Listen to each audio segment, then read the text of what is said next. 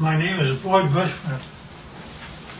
I'm a senior scientist from Lockheed Martin. I have 27 patents. Approximately 13 years ago, I ran across a person who had been given a job by Dr. Teller. Dr. Teller was Oppenheimer's right-hand man, and even after Oppenheimer was thrown out of Area 51, Dr. Teller stayed there and was in charge of several programs. The person that I contact twice to 3 times per month is the head of that program now. And they continually update me on everything they possibly can. I do have a top secret clearance. I choose, however, for their purposes, not to use it because the intelligent ones of me and me actually believe that a great deal of information should be lifted up from those dark recesses of Area 51 and moved over so people can see it. So that's what began about 13 years ago.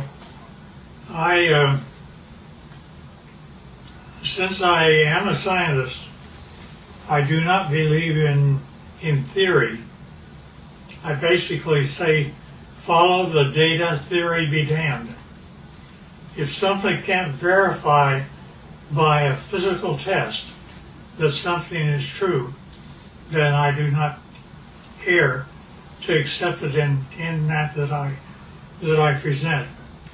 Therefore, everything that we present here will be data that comes directly from them through me to you.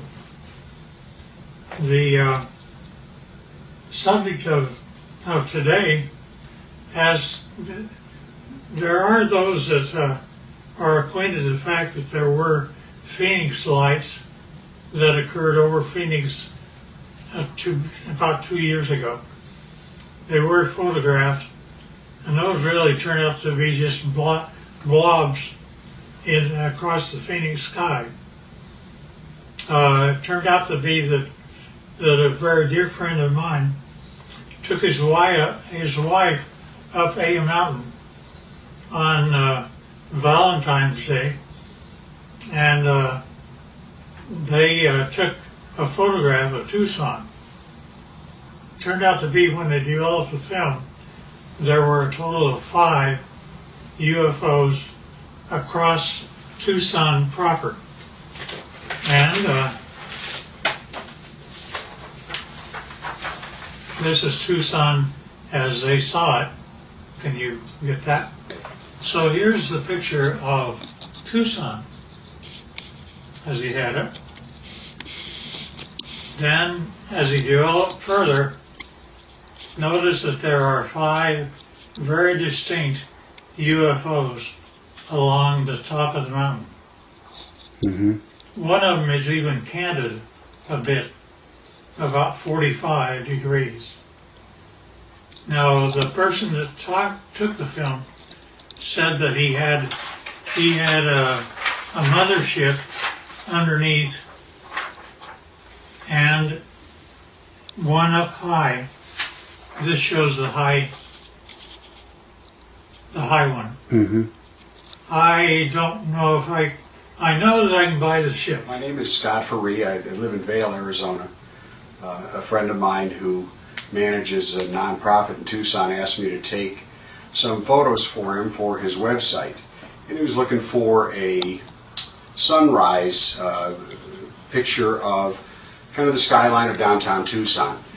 So I had gone out actually on Valentine's Day evening. I dragged my wife up to A Mountain so that I could go up there and just block out some shots, kind of plan the photos that I was ultimately going to take for that website.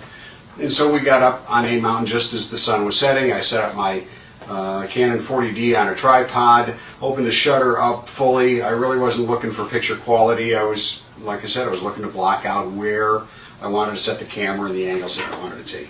And so I started to click off some photos, and I had these set with a timer release on the shutter so I didn't get any camera vibration because the sun was starting to set. We were running into fairly low light. And I took, I don't know, it was probably 6 or 8 pictures. I figured I'd had enough that I could take a look at tomorrow, take a look at the next day and decide what I liked. So we went out to dinner that night, went home the following day. I uploaded these photos onto my laptop, and I noticed some lights that I really didn't expect to see up above the Santa Catalina Mountains. And upon closer inspection, and as I really ran out the contrast in the photo, I ended up with something that I still can't explain to this day. This is the original photo, and these lights were showing up just over the top of the mountain. I took a second photo probably 5 or 6 seconds later, as long as it would have taken for me to reset the timer.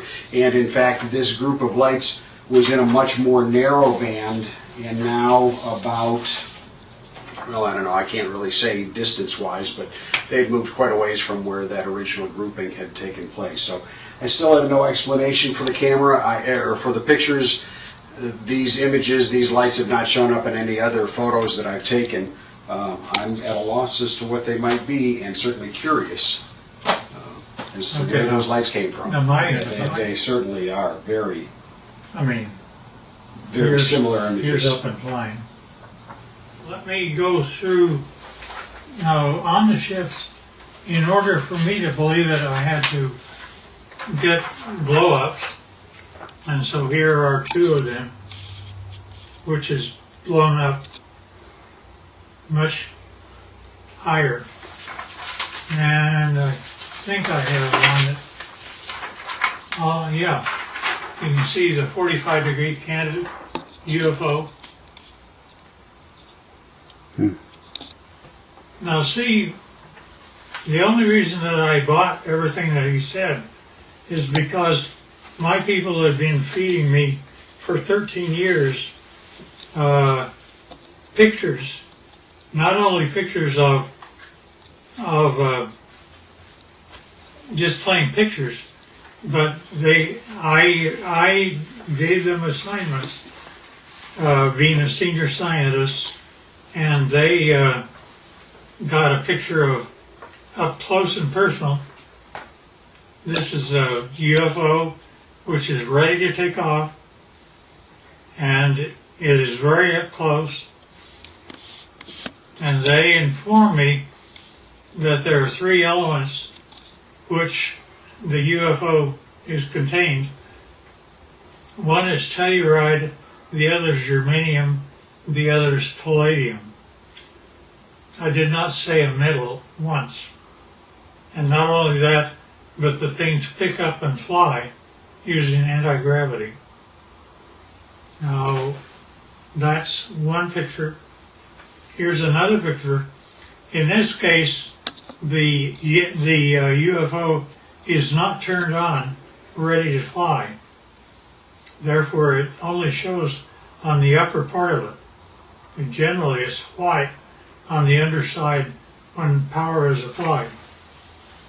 Here's also another of the same order. Now, these UFOs are 38 feet in diameter, and it was rather surprising to me, since I actually physically gave them my camera.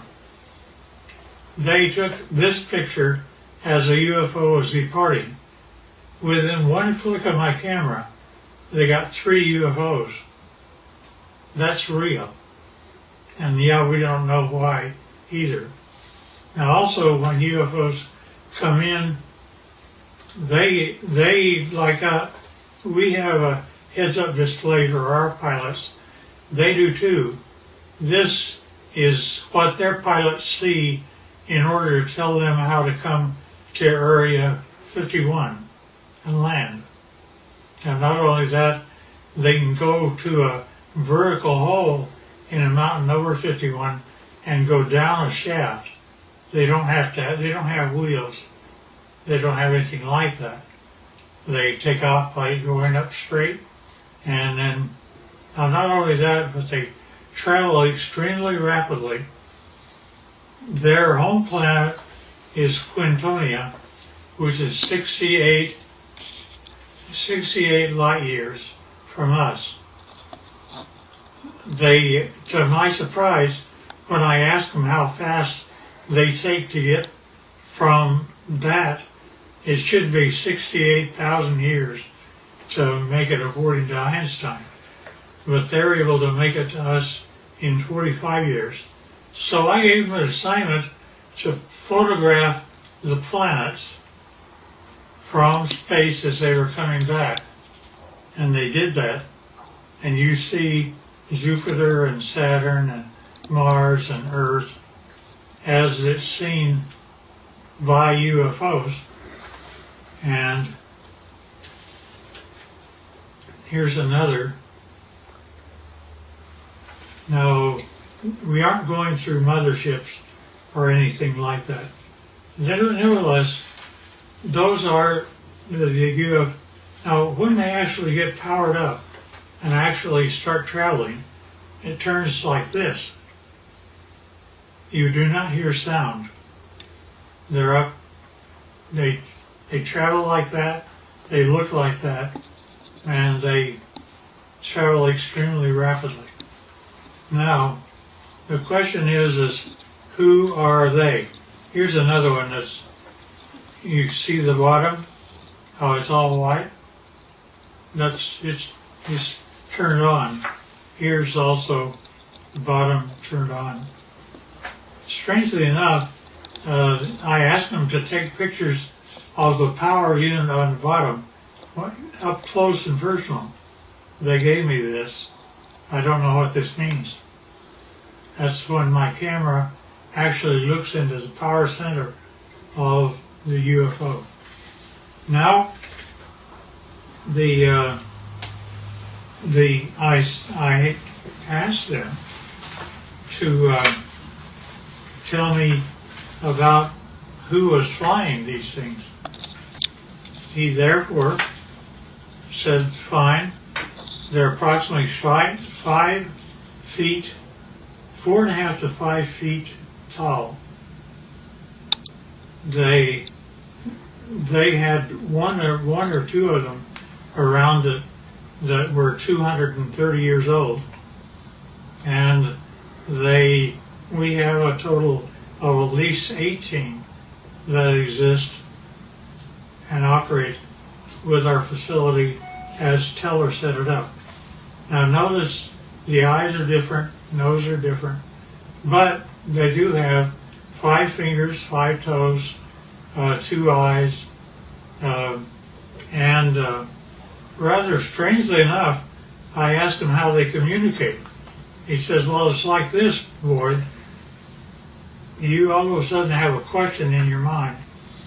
You walk into a room with one of them, and all of a sudden you find yourself giving the answer to your question in your own voice. They're able to use your own voice by telepathy to talk to you. And I said, fine. Now that's how they look front. But when you turn around and look at the back, it's like that. Now notice that they have 3 backbones. They're actually cartilage. Nevertheless, it's a much more efficient system as ours. They also have 3 ribs in their system rather than more. This is also the back side of an alien. Here's a 45-degree look.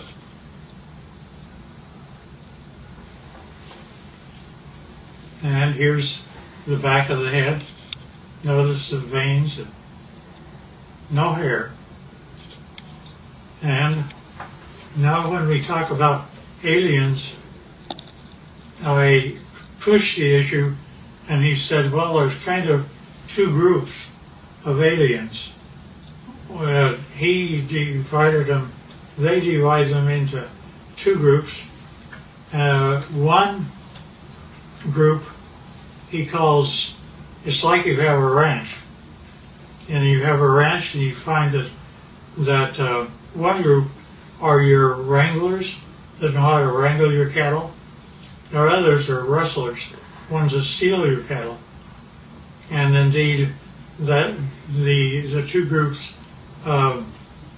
do act differently. To the ones that are wranglers are much more friendly and have a better relationship with us. Here's the other side of the alien too. Now also notice that their feet, where they have 5 toes, the toes are joined together like a frog, and yet they are dissimilar. Now there was a surprising occurrence, and that is my friend had one of them that was a friend, and he died here. And 10 days after his death, I was out visiting my buddy who's in this picture. And if you look very close, you can see that his friend is in spirit form and right over his left shoulder. You can also see that the fingers are long, that there is something. We have an expression that basically say when a person dies, they stay around their body for 3 days and then go off, and they basically have the same thing that happens to them. Now, with respect to the alien craft, we have American citizens which are suited up like this, and they are working on UFOs 24 hours a day, and we're trying to learn what to do. These are 2 guys, 2 American citizens, and they're trying to protect themselves against germs and things like that. And here's another view of them. And here's another one. There's an upper part of a UFO and a lower part of a UFO. This is the upper part, and it's just one of them up there. They have, generally we give them suspenders so that if they start floating, they don't have gravity on the inside. Somebody can grab them and pull them over to the side. And this is the home planet that they come from, which they call Quintonia. Now notice that the hand, that's an alien hand. Notice that that the fingers are longer than ours by quite a bit, about 30% longer, and that's just the way they're put together. Now, at any rate,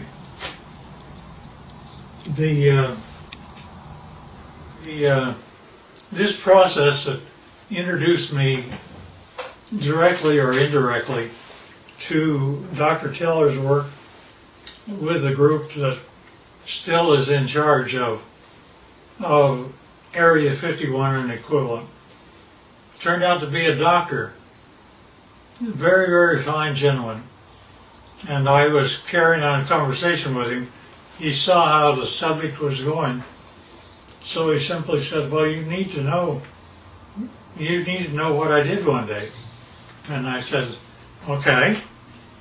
He said, I was in the process of doctoring a pilot who was a test pilot, a Navy test pilot for the United States government. And it was 1947. said he began, I don't know if it's a drug I had him on or what was occurring, but he basically told me that the radar group, had found a blip out over New Mexico, and that they would like to assign me to go out and check it out. So he said, fine, I'll do that. And he got the fastest airplane that existed then, which was a propeller at the time. And it was fully armed and all the rest of those things. Nevertheless, he was out flying, and he found the item, and he immediately communicated back, and he said, I wish authority, first of all, I want you to tell me, are there any other airplanes flying? Are there commercial or anything else around other than he and I? Said, just the two of you. And he said, fine. Second thing I want to know is, do I have authority to shoot it down? I said, why do you want authority to shoot it down? He says, because I am flying the fastest thing that the United States can make, and he's beginning to leave me. Therefore, I know he's either a friend or an enemy, and if he's leaving me, he's an enemy. Therefore, I wish authority to shoot it down. The commander said, fine. He granted him authority. He pulled in. He shot him down. It came down. He flew past and saw that there was a road on the one side of a fence area. He came down and landed his airplane. Hard to do, but he did. And then he cut across the fence. One of them, the door was open. One of them was out walking around. But he didn't care about that. He cared about what the vehicle was. So he went over, and rather strangely enough, when he ducked down, because they're only 5 feet high, he saw that he could see through the walls. Not only that, but as he stepped in, the floor was spongy. He looked at the three that were there, and they were dead. He knew they were. He'd killed them. But he also knew that the military would come, and he had put up with those guys for a long time. So he went back across the barbed wire fence, got in his airplane, and took off. Therefore, he was never briefed out at all. And he didn't give my friend authority to allow me to know what his name was. I know, but I won't reveal it. Both of them should have been gone for a long time. Nevertheless, so when I got up with my contacts in Area 51, I brought up that story, and they said, well, that's totally true, but we can't say it, you can. And that's how they've kept me all this time, is I can talk about it, but they can't.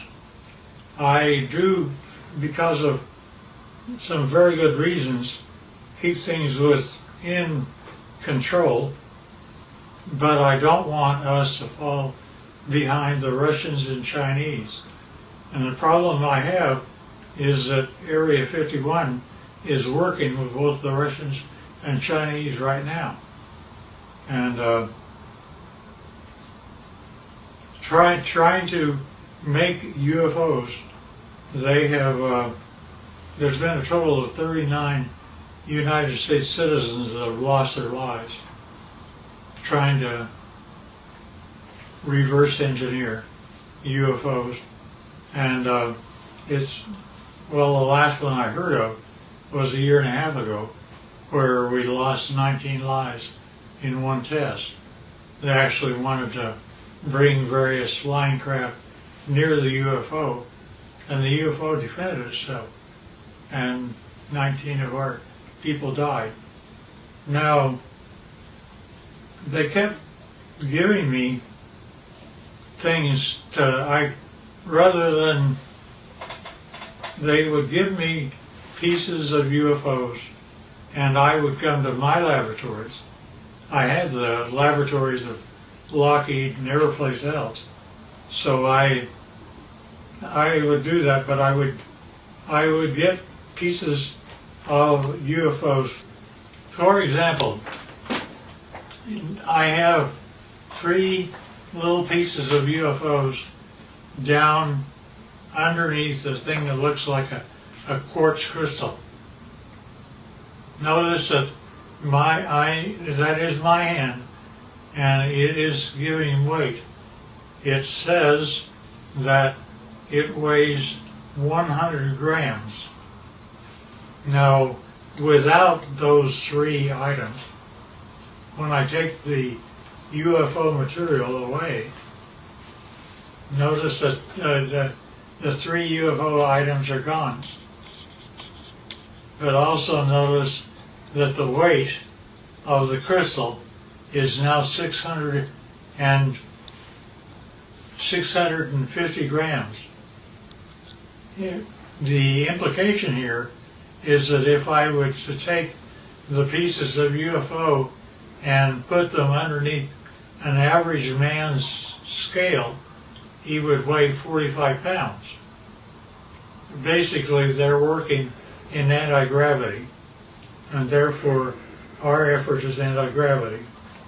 Now, not only that, but we take these same pieces of items, and I go to a standard voltmeter, and notice that in my voltmeter I am getting a total voltage of 249 volts out of one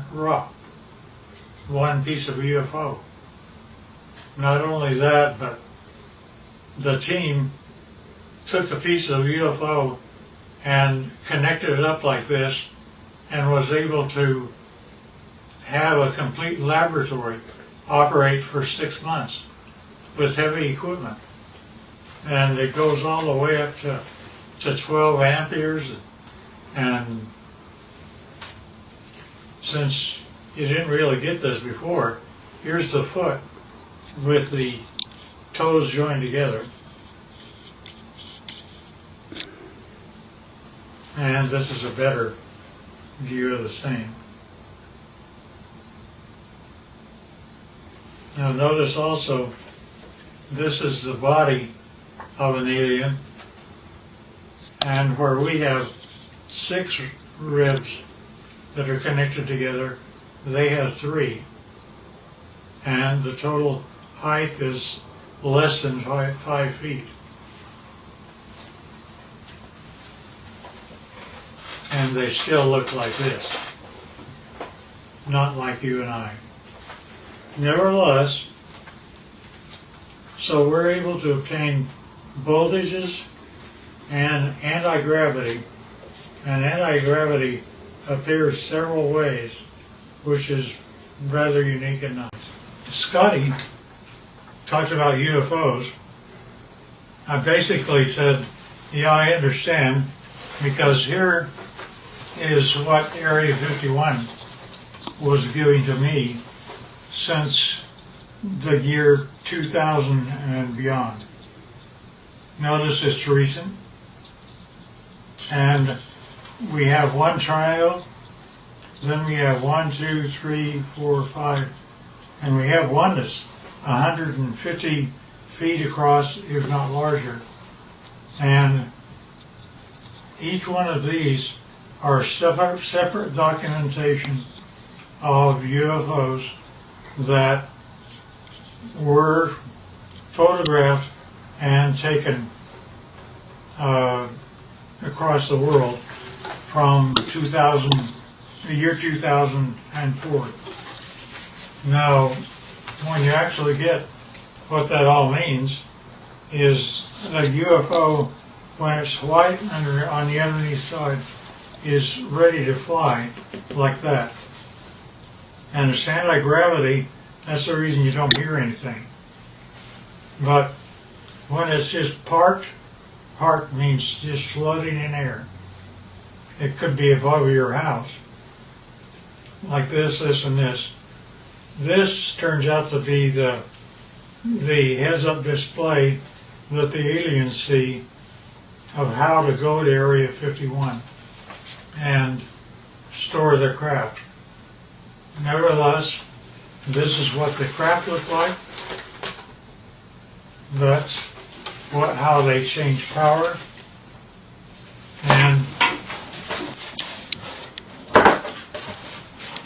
And notice that here's an egg-like thing, but it's standing on end only because it has no gravity itself.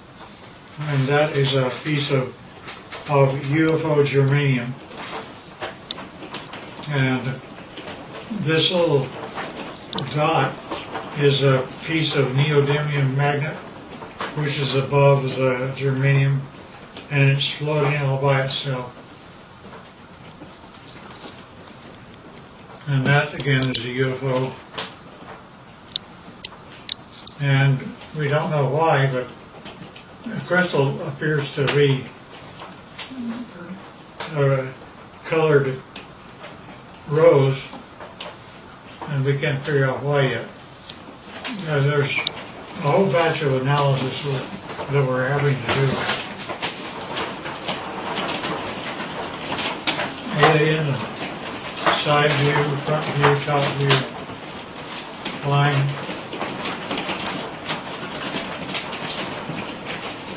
And that's the power center of palladium in the middle of the craft.